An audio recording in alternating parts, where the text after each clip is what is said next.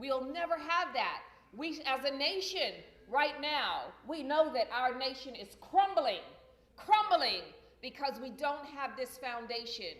This nation was built and based on freedom of speech, the Bible, freedom of religion, to be able to serve God the way that we wanted to.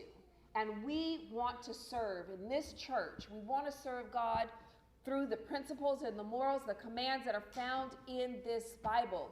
If as a nation we would turn back to God, we would have one nation under God. But it starts with us today in this church.